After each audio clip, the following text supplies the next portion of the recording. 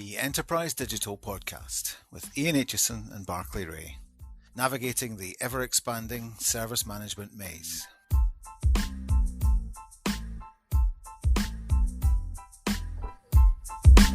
Hello once again, it's the Enterprise Digital Podcast. Here we are, back ready for more, actually really exciting and interesting discussion today. That suggests that all our previous discussions are not, but no, that's not the case. They're all been fascinating, of course.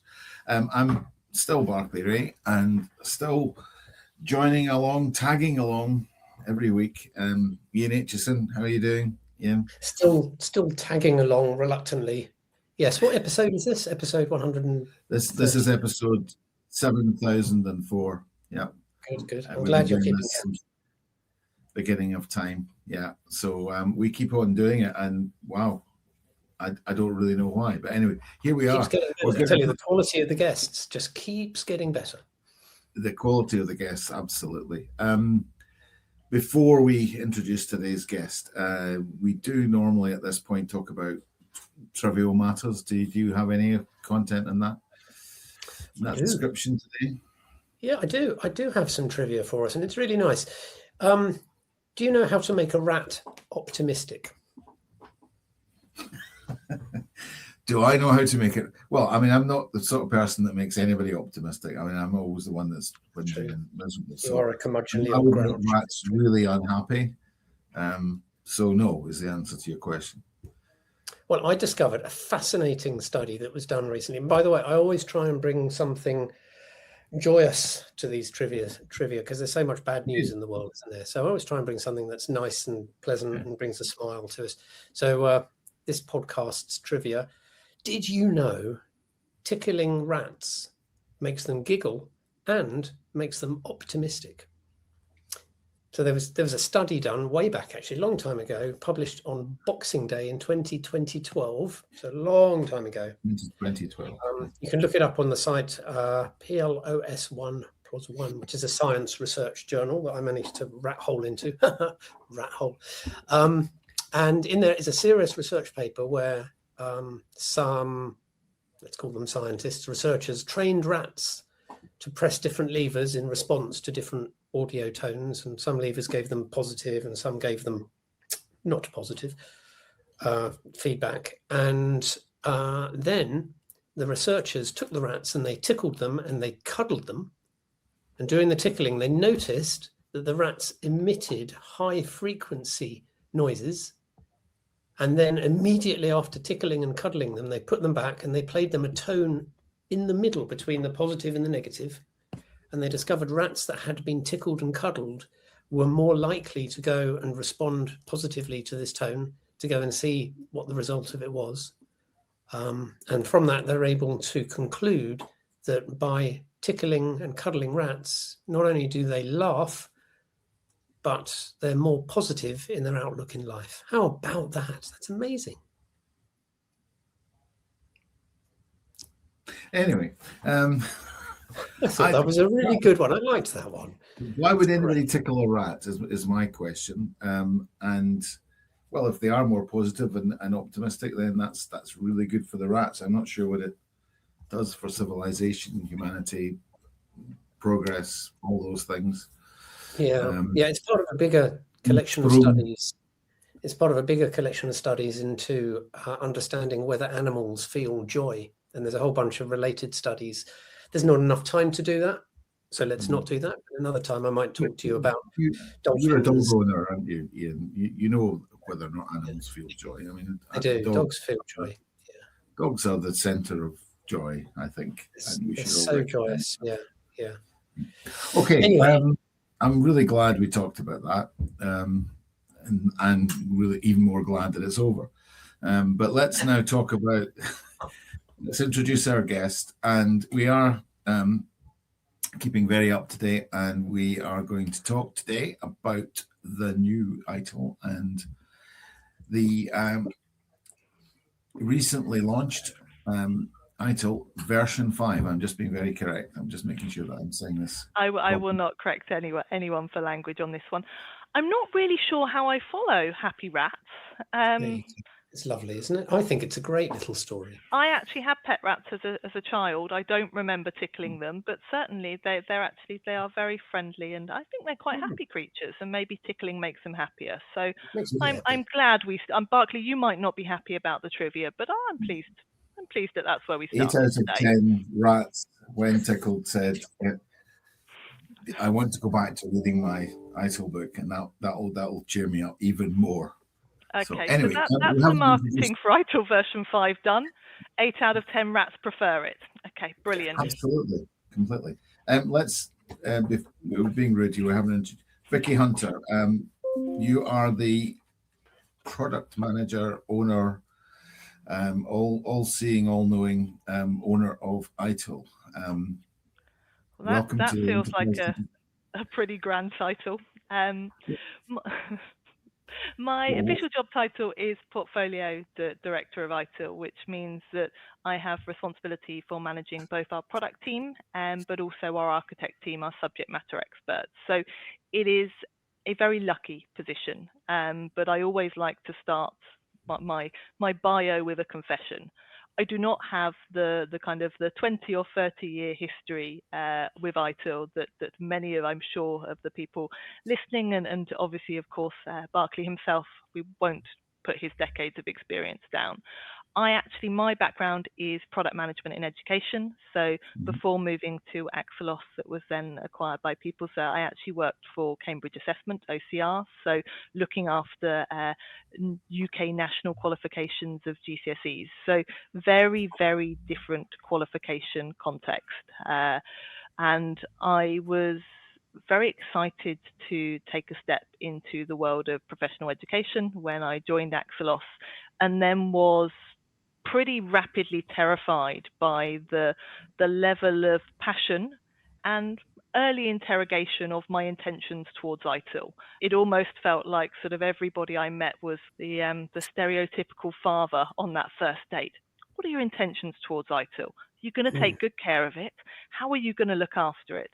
And that kind of first few months of, wow, these people really care, then grew into kind of just, some really lovely support. So whilst I don't have the full ITIL history of many, many people, what I've learned in my kind of my 4 or 5 years is a shared care and love. So my intentions towards ITIL are honourable, I think, is what I'd like to get across in my bio. Well, thank goodness for that. Absolutely. Well, you've gone straight into the bio there. That's really helpful. And actually, I think it's very healthy that we've got a broad church of people that have been involved, not just the nutters like me that have been doing this for years and have all the kind of there's the passion there, but there's also the need to produce something that is useful and practical and valuable. So the reason we are talking to you today is because of the literally in the last few days of recording this, the new ITIL. I have to watch my words very carefully. The new ITIL has been announced and launched and will be being rolled out over the coming year. I think what we'd like to do today is when we get into the discussion, is not necessarily talk too much about the content part, although we will start with a sort of quick review of that. But actually just talk about how this came together as a product and as a project, because I think that in itself is remarkable. And having been involved in ITIL 4 previously and now ITIL 5, then it's really interesting to see how that develops, but it's no mean task to have pulled all that together. So thank you for joining, Vicky, and welcome to the podcast. And we'll try and be as serious as we can be. I mean, we started off badly by talking about tickling rats, but we'll move on. I think it started off well. I'm quite happy with your start. Don't worry. Yeah. Okay, let's just we're introduced. Thank you for joining. We'll just have a pause where we have a cup of chamomile tea and a sit down and a small caramel log. Okay.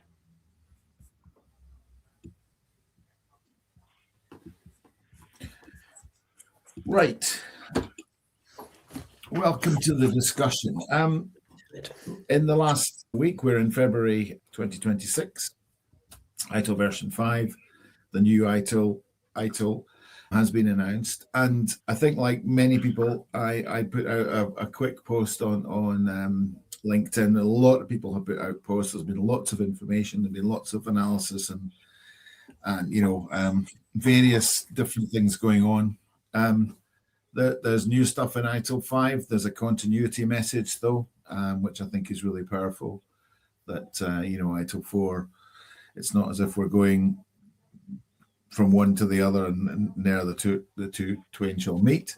There's some really good stuff where we're keeping a lot of the old stuff, the guiding principles and SVS is being developed and so on. And the practice guides with all the individual practice content and courses, etc. There's lots there in terms of old and new. I suppose briefly, the main developments are this concept of product and digital product and service management being, as one, and also really bringing in experience management as well. Those are the kind of headlines. SVS is now expanded and probably simplified at the same time, if that's possible, but certainly more clear to the world.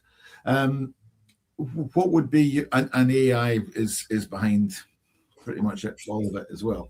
So there's lots of great stuff in there. We want to call it the implementation, the transformation guide, but now practical how-to stuff as well. Lots of good stuff there. What's your headlines, Vicky, before we get into how all this happened? What's new in new ITIL?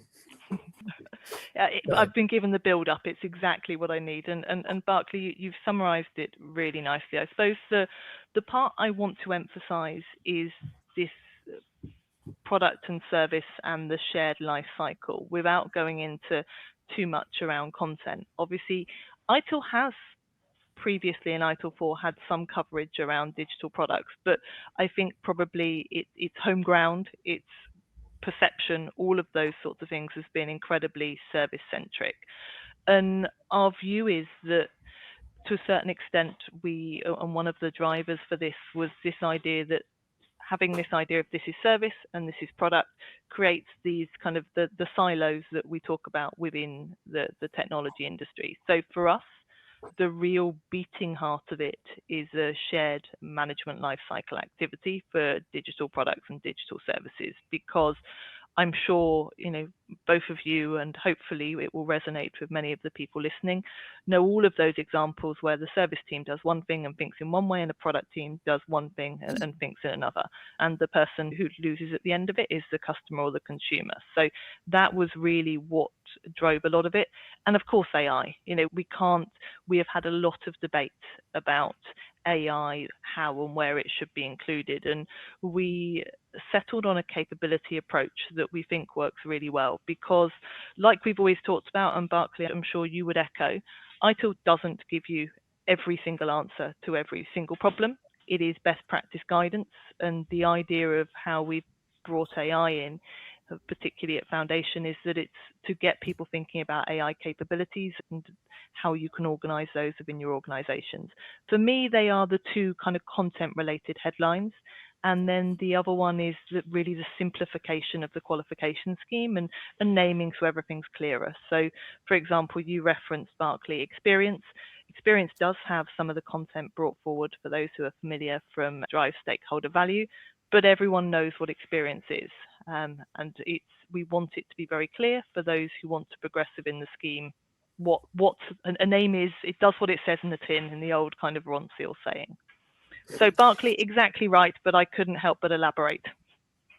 So let me jump in. Obviously, I'm quite excited about this because being a product leader with product managers for many years, building service management products and DEX, digital experience products, this is this weird convergence for me of these three factors finally coming together. And those that have listened to this podcast over many years will have heard me many times talking about there's so many techniques and artifacts and methods and even philosophies in modern product management, digital product management, that should and could be being used within service management, in terms of how you think about and design and evolve and maintain and operate your services. So my first question is, I think, am I right? Are we in a position now where we're going to see some of the concepts that digital product managers may be using now coming into a more traditional IT service operation?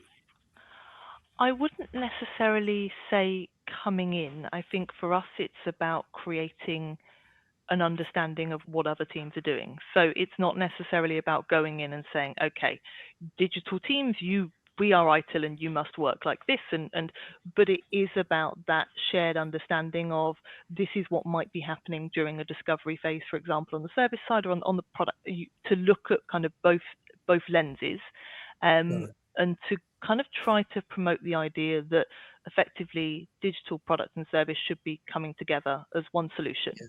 Rather than, I think, not in all organizations, I'm sure we've got some brilliant examples out there, but what we heard from our early feedback was that we're a service team or a product team. And I know these teams have lots of different labels, and we may talk to each other occasionally, but actually we have this way of working, we have that way of working. And the idea is to say, actually, you know what, generally you're working towards the same thing. These should be part of the same solution, and then experience really is the kind of the layer around that. So yes, but what we don't want to come across, this isn't ITIL telling product teams how to do their job. This is best practice guidance around working together to get a better solution for products and services. So in those two overlapping circles, what we're saying is this benefits all parts, the left, the right, and the overlapping center. There's some guidance on good ways to work and ways to think about this that benefits all areas. I think it's terrific. And that starts with common language, because that is the other thing. So we've all worked with teams in our business or outside of our business where you're having a conversation and it probably takes you about an hour before you realize that you're actually saying exactly the same thing. It's just you have different terms and different language. And that can be, particularly when you're working rapid iterations, all of those sorts of things, or work in an agile way, those language barriers can be huge. And so part of the idea of the shared life cycle is to try to promote some common language. So I know straight away what my colleague in a service team is saying because I understand their part of the life cycle and their ways of working. That's great. And then the kind of last point for me, I'm really looking forward to the experience bit. Wait to see that coming up for obvious reasons. And that's another thing we talk about on this podcast a lot, has been the rise of DEX and the rise of digital experience. So yeah, this is a very exciting time. More questions? We're really excited with experience as well. So obviously there's the usual focus on user and customer, but we've also tried to weave a little bit on employee experience into there as well. And one of the things that's been really interesting, and of course, everyone in my team and many people in PeopleCert, we're avid readers of all of the LinkedIn posts. And one of the things I've seen is, well, ITIL won't solve everything. The organization needs to change. It needs to be about people. It needs to be about teams and all of those sorts of things. And what I hope that people will find in new ITIL is these little nuggets. So an experience, you have employee experience. Transformation is all about how you can use ITIL holistically to improve the way that you work. And it's really interesting to kind of to read the feedback and feel certainly kind of that we've taken this in the right direction, because we've never said, and Barclay will tell you about ITIL since ITIL 1 or whatever was pre-1, no number. It's never been about ITIL having every answer to every problem. We need people, we need culture, we need all of those sorts of things. And that was why it was so important for us just to touch on employee experience a little bit and kind of on ways of working in transformation as well. Sorry, Barclay, go ahead. No, I absolutely. It was just, I was going to say, the other person that's watched this podcast for the last few years will also have heard me going in the other direction, saying, yeah, what you've just said is what we do in service management. We've had a sort of two-pronged attack on that for the last few years, where it turns out we're both saying the same same things, just using different language. I think. How long did it take you to discover you were both saying the same thing? Oh, we've only just realised now. We've been doing it for 5 years, but Okay. we're fast on the uptake. I do remember that in ITIL 4 we did try to use a little bit of the language of product management, but it was very, very kind of light touch. This is much more explicit and out there.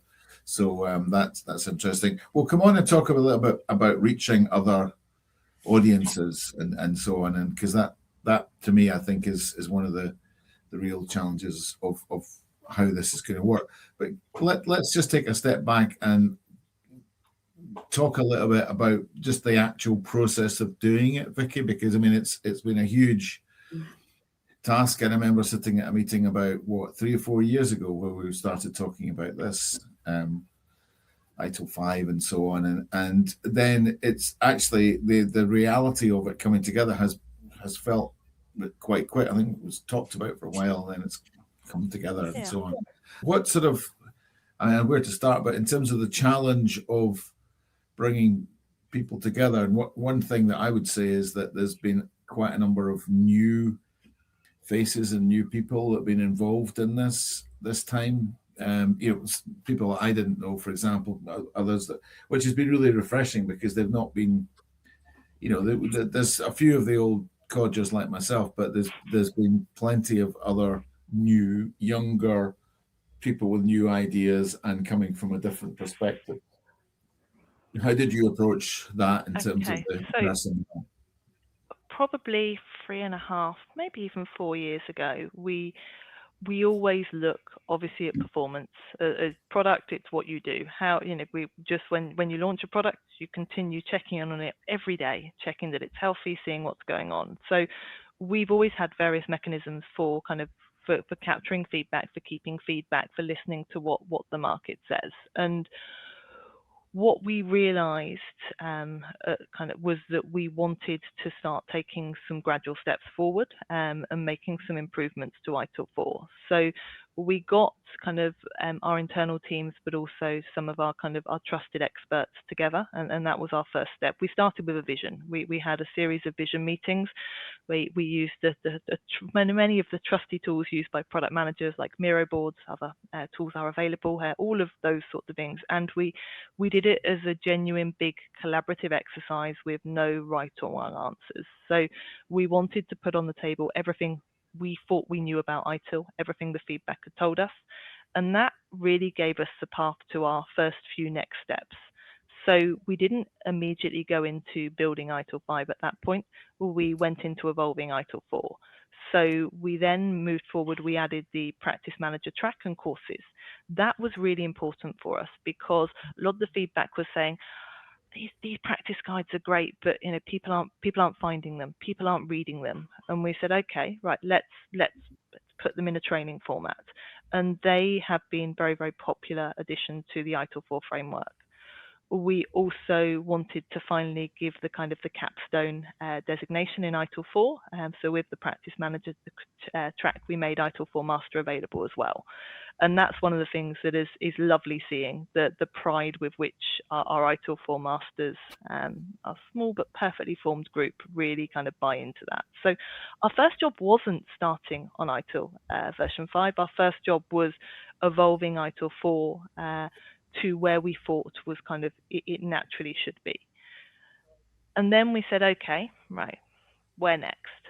And I think it was at that point we started looking at all the sorts of things in the market that had changed, taking a look at, and it's interesting, I know that you're interested in how we look at driving adoption, and we did look at those big CIO, CEO problems that actually yes, ITIL needs to be right for the teams who are using it, but there also needs to be a value proposition behind it that resonates with the problems and challenges that C-suite are experiencing.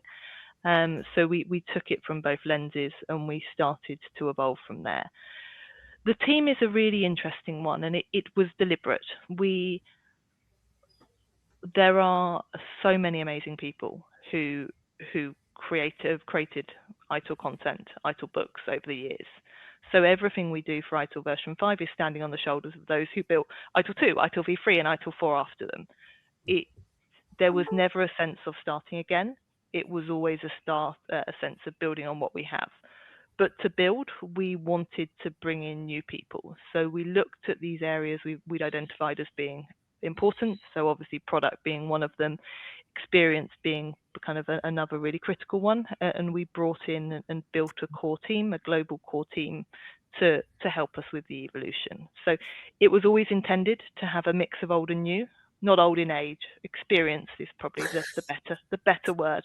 Mix of experience and new, but even for those who were coming in new to working on ITIL content, they still brought with them many years of professional experience, and in some cases ITIL experience as well. We had a real mix, and yeah, when we look at the profile of those who've helped us create new ITIL, I think we've got that balance right.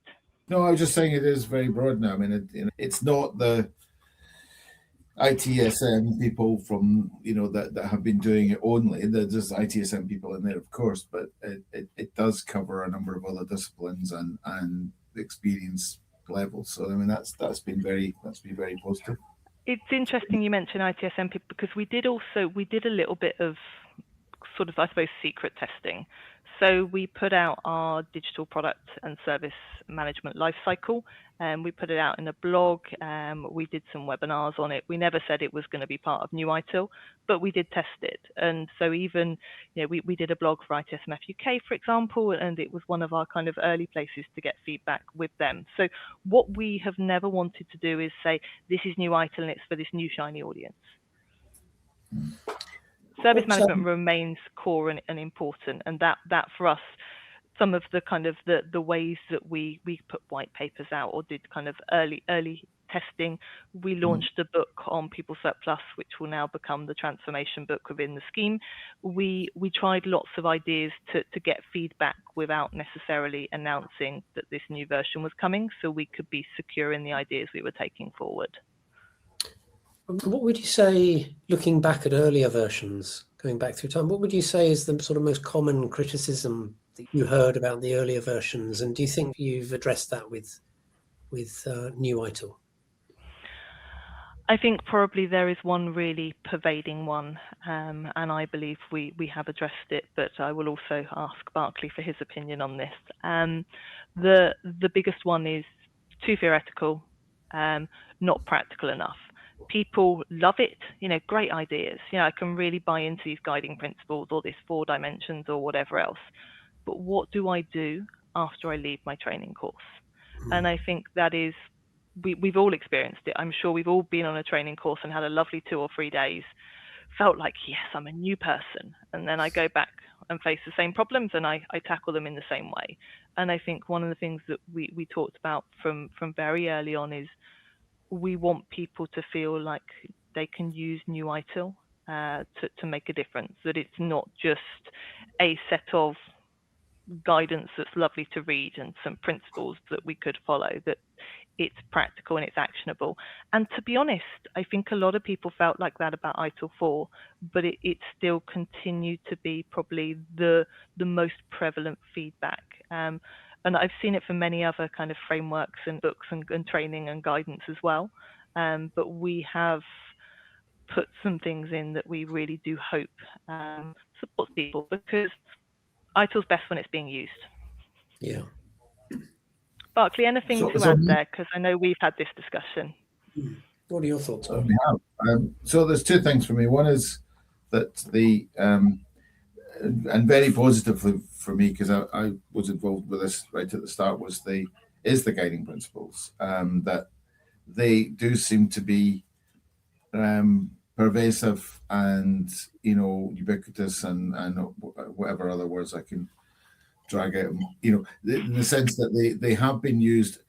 I think particularly at the launch, I do remember the launch, which I was quite actively involved in terms of presentations and so on. And we did, when the other books weren't out, we used the guiding principles very much as being, you can apply this to anything. You can apply it to ITIL version 3, you can apply it and so on. And that seems to have landed. I really do think that has, that people do use it. I go into organizations and I see them up on the wall. I see them being used in various tables. I see them in documents. They are one of, I suppose, one of the main things that came out of ITIL 4 really. But the other one is the practice guides, which I was I got involved in writing, reviewing a couple of them. But the whole approach to them, I think, has been probably some of the most practical stuff that's come out of ITIL up until now. I mean, it really is, in terms of what people can do, what they can learn in a day or a couple of days on specific practices and processes, and it's definitely been aimed at that. Whether that was a reaction to ITIL 4 or not, it doesn't really matter. It's there, and that will continue. So I mean, I think those two things are very strong, and we can only add on top of that. I think that's so important to note that we are keeping all 7 of the guiding principles and all 34 of the practices. So just in case anyone feels as strongly as Barclay does about those elements, they do stay. There are some minor adjustments. Go on, Barclay. No, I was going to say they have to fight me if they and they'll win. But, sorry, the minor adjustments were? Okay, so guiding principles, the principles themselves stay exactly the same. Why would you not focus on value? Why would you not optimize and automate and all the rest of them? I'll only go for 2 in case I get them wrong. But what we've done is we have clarified the descriptions a bit, which we hope kind of adds to this sense of practicality. And we've also added AI and the little bit more on AI in how to apply. So just to make sure that they're brought right up to date, but the 7 principles remain as they are. The 34 practices remain named, existing as they are, but they will have some minor adjustments made because there are some where there are brilliant opportunities to bring in the product side when the practice is quite service focused. So we will be taking the opportunity over the coming months to update them, but all 34 remain. So the good news is no one has to volunteer to fight Barclay. Which is always a good thing. Just my comment on those principles, by the way, and supporting both your comments. Anybody watching or listening to this podcast from the product management land, you're probably already very, very closely aligned with ITIL's principles. You may not know it, but you are. Do take a look at them. They're more than just common sense. They're really valuable. But when we put them together, this is 10 years ago. There was a group, and it was Paul Wilkinson and Kaimar and me and Karen Ferris and Stuart and a couple of others. But bringing that to the table at the time, I had this thought for a while that we needed to have something really, really, really simple about ITIL, because people would always ask you what is it really? And give me the core stuff. And I had thought that would be something like you must always have a problem after a MI or an incident, whatever it was, something that you could say absolutely, but it became something so much bigger and better and more holistic, if you like, in terms of the approach. So they were one of the areas we didn't really even question. I think sometimes people throw in, could we have another one? And there's been various ideas on the table for another one, but to be honest, they, other than kind of just adding to the description, the principles themselves work. They're one of the things that resonated first with me for ITIL, because coming in from a non-service background and getting to know ITIL, there have been some challenges, but the guiding principles were something that I could understand from day one, and I hope that everybody feels like that about them. So Barclay, no challenge on your principles, we promise. Thank you. The one thing about the practice guides, though, just finally on that, though, if people are, because I have read stuff, even over the last few years, people saying, and they obviously haven't read what's in it, but it's like it's this or it's that or it's whatever I want to set it up to be to fulfill my argument. But very often there's not enough practical stuff. There's not.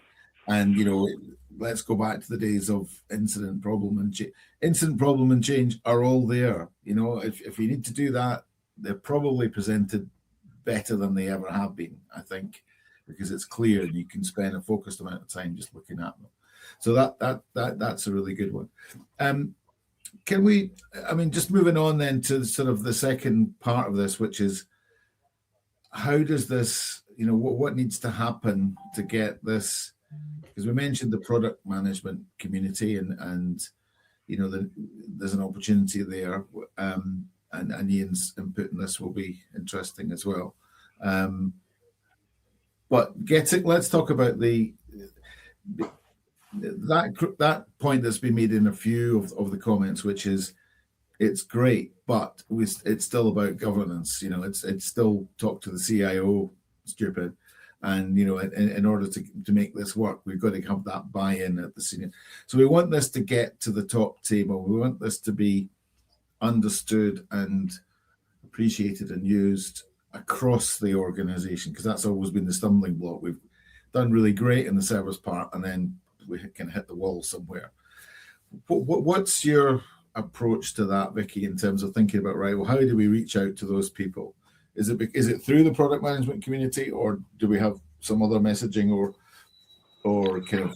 I think there are two lenses, and one is what we talk about a lot, and really need, there is effort needed on this one, and that's driving adoption. So obviously, for us, those people in the C-suite need to support their teams in the adoption of ITIL. And so we need to be able to make and articulate, and it is something we're looking at the moment, the business case, because it is an investment. I'm not going to sit here and pretend that that there is investment needed. So the reality is we have to make the case, we have to demonstrate its value. And Barclay, as we've talked about, there has to be evidence behind that. So there are lots of things that we are looking at, but for us, that's really important. We built it with those kind of key, the highlights that come out from all the big reports around kind of CEO, CIO challenges. We've built ITIL with those in mind, and now we need to do that advocacy piece. So, and I've read lots of posts where it said, yeah, really excited by this, but I'm on the shop floor, or I'm on the ground, I'm in delivery. Who's going to persuade the people at the top? Now, I like to believe culturally that actually people at the top should be listening to their people, but I also think we as PeopleCert have a job there. So that's the broader piece around ITIL adoption generally. And then I'm going to ask Ian on the product piece. So from everything that kind of we've talked about, and from the parts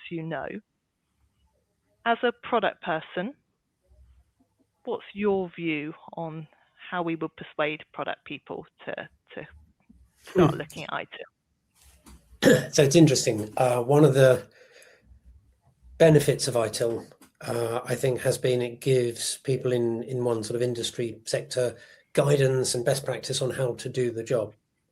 Now, there's a lot to it, and one can criticize the size and the depth and the complexity to that, but at least there's somewhere you can go to look these things up. If you look in the product management industry, there isn't one definitive guide that helps people understand how to do the job in the way that works for them, in their culture, their organization, their industry. There's various authors that have written various books, the obvious one being Inspired, Marty Kagan. There's a whole bunch of other ones too out there. Teresa Torres is doing great work around discovery and so on. But there isn't an ITIL for product managers. There isn't something that explains how to discover, and then how to work out the right specification, then how to plan what's going to be done, and then how to build it and operate and so on. That doesn't exist. People are working it out, and they're all doing it differently. And in some cases, there's consistency. In other cases, there's mistakes. So I think that's where the benefit comes in. The thing that I worry about, and I'll be open and transparent here, is we talk about agility, and digital product management is typically very agile in approach. It's really important that ITIL is seen as easy to consume, easy to adopt the bits that work, that it isn't seen as a heavy, overly complex exercise to consume, but is seen as something that's simple and easy to bring in and help people get control of their product organization. And if you get that right, then that's going to be fantastic. I'm confident that certainly directionally we are getting that right. So you talked about, I work in Agile, I work in this, but that neutrality of delivery is important. The other thing that I think will resonate with product people is the focus on value. So we're back to Barclay's favorite part again, but it's important because there are digital product people that I know that end up feeling like they're working in a feature factory. Yeah, just shipping the next. These are exactly the conversations that I've been having in product management for years. Focus on value. Don't be in a feature factory. Go and discover what it is that will bring the most value to the people, rather than just building what they're asking for next on the list. Absolutely. Yeah, this is why I'm quite excited about it. We want people, we would love, and I think it's what drives the heart of most product managers, but sometimes because of organizations or ways of working, it's not quite where they end up. But most product managers want to build something that's valued as a very simple premise. Absolutely. Yes, it's fundamental. And there are lots of other things, context constraints, everything else that get in the way. And we think by just very clearly giving this idea of value-orientated work and what that can mean at different stages of the life cycle, we think that helps. It's not intended to slow down work. It's not intended, and I know we talked earlier about kind of what are the negative connotations around ITIL. Too process heavy, too bureaucratic, all of those sorts of things. And actually, for us, the product guidance is about being adaptive, but also about being reliable and consistent. And I know people don't like the words reliable and consistent. They sit with governance, right? They're boring and they're dull. But ultimately, we do need to have reliable operations in any business, whether we're talking about digital products or services. But sometimes people often balk at those words because they're not exciting. But the reality is we do need those things, and products need them just as much as services. Yeah, they really do. It's reputation. Consistency is reputation, and that gives you ongoing support for your strategy and investment and so many things. So yeah, a consistent delivery of product is vital. Yeah. We need that. We've always had that, but I think it's just clarifying. There's probably more mandate for that now with, just the way that the world is in terms of security and so on, that people get that probably more than they did 20 years ago. Just rounding up, and just kind of running out of time a little bit. What's the next part of this? I mean, it would be great to get you back on in a few months and we can see where we've gone with this. But just in terms of what's the next steps that we should all be looking out for, Vicky, and in terms of. What should be looking out for? Exciting new content. But in all seriousness, so 29th of January was a huge milestone for us. So that's when we made our public announcement. After that sees a series of releases of all of the modules in the new qualification scheme. There is lots of information on ITIL.com available, but the next thing to look forward to is the release of Foundation coming mid this month. So that's the big thing to look out for. And then the following month, so in March, we then have product, service, and experience. And experience, although product should be my firm favorite, experience is really one to look out for. I think people will be very excited by the way it kind of spans those different types of experience. Yeah, absolutely. So lots of content.